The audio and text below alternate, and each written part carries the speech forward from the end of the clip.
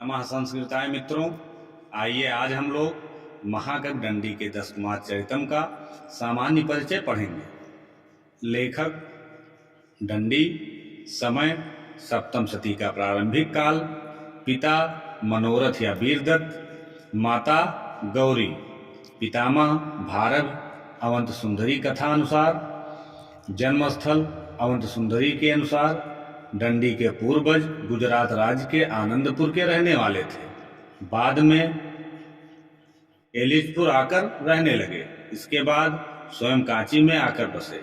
संस्कृत गद्य काव्य के इतिहास में गद्य के लेखक के रूप में दंडी का नाम अमर है। एक प्रशस्ति में वाल्मीकि और व्यास के बाद तीसरा स्थान दंडी को ही दिया गया है। दंडी की कृतियां: पहला 10 कुमार चरितम, दूसरा काव्यादर्श, तीसरा अवंत सुंदरी कथा, चौथा छंदो विचित्र, पांचवा कला परिच्छेद, छठा विसंधान काव्य। दंडी की प्रशस्ति के रूप में दंडिनः पदिलालित्यम अत्यधिक प्रसिद्ध उक्ति है।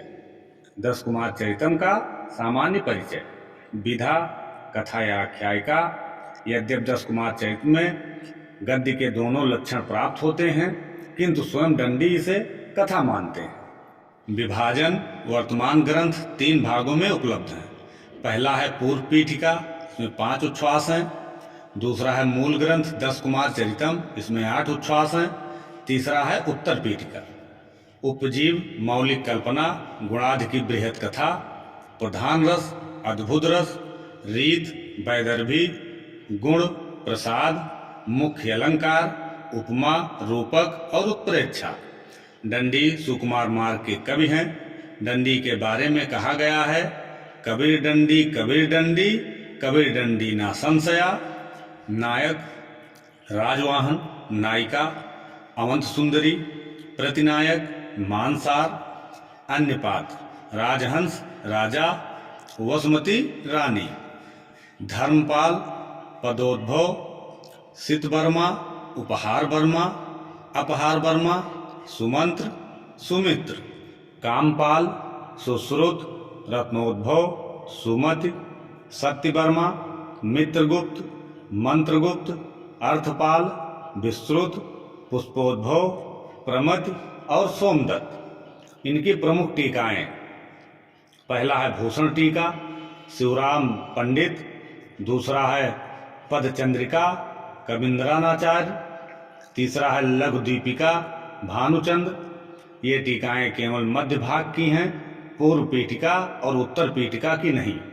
मध्य भाग के सप्तम उच्छ्वास में ओष्ठ वर्णों का बिल्कुल प्रयोग नहीं हुआ है। 10 कुमारों का नाम: पहला है राजवाहन, दूसरा है उपहार वर्मा, तीसरा है अपहार वर्मा, चौथा है मित्रगुप्त, पांचवा है मंत्रगुप्त, छठा है अर्थपाल, सातवां है विश्रुत, आठवां है पुष्पोद्भव, नवा है प्रमथ, 10वां है सोमदत्त। उच्छ्वास का विवरण: पूर्व पीठिका 5 उच्छ्वास का वर्णन। प्रथम उच्छ्वास पुष्पपुरी, राजहंस, वसुमती आदि का वर्णन। द्वितीय कुमारों की दिग्विजय यात्रा का वर्णन। तृतीय सोमदत्त का चारित्रिक वर्णन। चतुर्थ पुष्पोद्भव का चारित्रिक वर्णन। पंचम राजवाहन का चारित्रिक वर्णन। प्रारंभ अवंत सुंदरी से विवाह। मूल ग्रंथ 10 कुमार चरितम के 8 उच्छ्वासों के नाम: प्रथम उच्छ्वास राजवाहन चरित्र, द्वितीय अपहार वर्मा चरित्र, तृतीय उपहार वर्मा चरित्र, चतुर्थ अर्थपाल चरित्र, पंचम प्रमथ चरित्र, षष्ठ मित्रगुप्त चरित्र, सप्तम मंत्रगुप्त चरित्र, अष्टम विश्रुत चरित्र। उत्तर पीठिका 4 से 5 पृष्ठात्मक। उत्तर भाग में विश्रुत चरित्र की समाप्ति और ग्रंथ की समाप्ति। 10 कुमार चरितम की कथा वस्तु का सारांश: मगध देश की राजधानी पुष्पपुरी पर राजहंस का शासन था। उसके 3 मंत्री थे: धर्मपाल, पद्मोद्भव और सितवर्मा। धर्मपाल के 3 पुत्र हुए: सुमंत्र, सुमित्र और कामपाल। इनमें कामपाल यायावर आवारा था, अतः घर छोड़कर चला गया था। पद्मोद्भव के 2 पुत्र हुए: सुश्रुत और रत्नोद्भव और सिद्धवर्मा के भी 2 पुत्र ही सुमित और सत्यवर्मा हुए। सत्यवर्मा संसार की असारता से खिन्न होकर तीर्थ यात्रा पर निकल गया। राजहंस सर्वथा सुखी होने पर भी संतानहीनता के कारण बहुत चिंतित थे। मालवा नरेश मानसार के मगध पर आक्रमण किया, जहां वह बंदी बना लिया गया। राजहंस ने मानसार का राज उसे लौटा दिया। मानसार अपनी पराजय स्वीकार न कर सका और शिव की आराधना से एक मारक गदा प्राप्त कर पुनः राजहंस पर आक्रमण कर दिया। मानसार से पराजित होकर राजहंस मंत्रियों तथा रानियों सहित वन चले गए। राजहंस को वामदेव ऋषि के आशीर्वाद से एक पुत्र की प्राप्त हुई। राजा राजहंस तथा वसुमती ने पुत्र का नाम राजवाहन रखा। लगभग इसी समय चारों मंत्रियों के भी एक एक पुत्र हुए तथा उनके नाम मित्रगुप्त, मंत्रगुप्त, विश्रुत और प्रमथ रखे गए।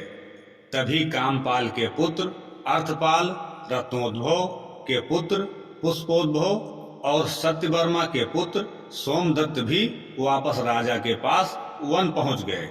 इसी समय राजहंस को ज्ञात हुआ कि उनका मित्र मिथिला नरेश प्रहार वर्मा सबर सेनाओं द्वारा मारा गया। प्रहार वर्मा के 2 पुत्र उपहार वर्मा और अपहार वर्मा थे। इनका भी पालन पोषण राजा राजहंस ने किया था। ये 10 कुमार बड़े होकर दिग्विजय के लिए निकले और अपने अभियान के समय एक दूसरे से अलग हो गए। क्रमशः वे इस कथा के नायक राजवाहन से मिलते गए और अपनी अद्भुत कथाएं सुनाते गए। मंगलाचरण। भावार्थ: भगवान त्रिविक्रम वामन का वह चरण दंड जो ब्राह्मण रूपी छाते के दंड के समान है, ब्रह्मा के उत्पत्ति स्थान कमल के नाल दंड के समान है, पृथ्वी रूपी नौका के उपदंड के समान है, आकाश गंगा रूपी पताका के ध्वज दंड के समान है, ग्रंथ नक्षत्र मंडल रूप रथ चक्रों की धुरी के समान है, तीनों लोकों के जीतने के चिन्ह स्वरूप स्तंभ खूंटा के समान है, अथवा जो राक्षसों के लिए यमदंड स्वरूप है, आपका कल्याण करे। यह आशीर्वादात्मक मंगलाचरण है। मंगलाचरण में भगवान विष्णु की आराधना हुई है। भगवान विष्णु के द्वारा वामन अवतार में 3 पग पृथ्वी की याचना का वर्णन है। अंत में भगवान ने प्रसन्न होकर बलि को सुतल लोक में आनंद निवास करने का स्थान दिया। 10 कुमार चरितम के महत्वपूर्ण तथ्य: ऋषि वामन देव तथा राजहंस का संवाद द्वितीय उच्छ्वास में होता है। राजवाहन 8 राजकुमारों के साथ दिग्विजय यात्रा पर निकलते हैं। राजवाहन को सर्वप्रथम सोमदत्त अपना वृतांत सुनाते हैं। सोमदत्त को मणि कुदेश में प्राप्त होती है। कुदेश के स्वामी का नाम वीरकेतु था।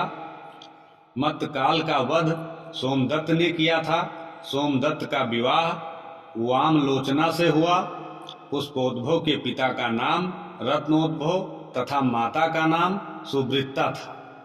पुष्पोद्भव वैश्य पुत्र चंद्रपाल के साथ उज्जैनी गया था। मालवा नरेश का नाम मानसार था। मानसार का पुत्र दर्पसार था। दर्पसार ने अपना राज्य चंडवर्मा तथा दारुवर्मा को सौंप दिया था। राजकुमार राजवाहन पुष्पोद्भव के साथ अवंतिकापुरी गए। बसंत ऋतु का वर्णन पंचम उच्छ्वास में है। मालवा नरेश की पुत्री अवंत सुंदरी थी। अवंत सुंदरी राजवाहन की पूर्व जन्म की पत्नी यज्ञवती थी। राजवाहन का नाम पूर्व जन्म में सांब था। पूर्व पीठिका की समाप्ति राजवाहन तथा अवंत सुंदरी के विवाह से होता है। राजकुमार द्वारा 14 भुवनों का वर्णन मूल ग्रंथ के प्रथम उच्छ्वास में है। चंडवर्मा द्वारा राजवाहन तथा पुष्पोद्भव का हरण किया जाता है। राजवाहन पर बंधी चांदी की जंजीर एक अप्सरा के रूप में बदल जाती है। अप्सरा का नाम सूरत मंजरी था। सूरत मंजरी नामक अप्सरा को मार्कंडेय ऋषि से शाप प्राप्त था। अवंत सुंदरी के भाई का नाम दर्पसार था। अपहार वर्मा के द्वारा चंड वर्मा मारा जाता है। मारीच नामक महर्षि चंपा नगरी में रहते थे। महर्षि मारीच काम मंजरी पर आसक्त हो गए थे। जैन साधु का नाम वसुपालित था। वसुपालित को विरूपक भी कहा जाता था। वसुपालित का संपूर्ण धन सुंदरक तथा काम मंजरी ने ले लिया था। मिथिला के राजा प्रहार वर्मा तथा राजहंस परम मित्र थे। लिंद वर्मा की पुत्री कल्प सुंदरी थी। विकट वर्मा का नाश उपहार वर्मा द्वारा हुआ। पूर्णभद्र काशी ग्रामाध्यक्ष का बेटा था। पूर्णभद्र काशी नरेश चंड सिंह के प्रधानमंत्री कामपाल द्वारा पकड़ा गया। कुसुमपुर के राजा का नाम रिपुंजय था। रिपुंजय का मंत्री धर्मपाल था। धर्मपाल का पुत्र सुमित्र था। सुमित्र का सौतेला भाई कामपाल था। मणिभद्र की कन्या तारावली, जिसने कामपाल को बचाया था। कामपाल प्रथम जन्म में सौनक, द्वितीय में शूद्रक तथा तृतीय में कामपालक था। चंड सिंह की पुत्री कांतिमती थी। कामपाल ने कांतिमत के विवाह किया था। चंडघोष की मृत्यु क्षय रोग से हुई थी। चंडघोष की मृत्यु के बाद सिंहघोष राजगद्दी पर बैठा, जिसने कामपाल को कैद करवा दिया। अक्षपाल का विवाह चंडघोष की पुत्री मणिकर्णिका से हुआ। प्रमद का संपूर्ण वर्णन पंचम उच्छ्वास में है। प्रमद का विवाह नवमालिका से हुआ था। मित्रगुप्त का विवाह लुकावती से हुआ था। धूमिनी, गोमिनी, निम्बवती और नितंबवती का वर्णन छठे उच्छ्वास में है। यक्ष वर्णन छठवें उच्छ्वास में है।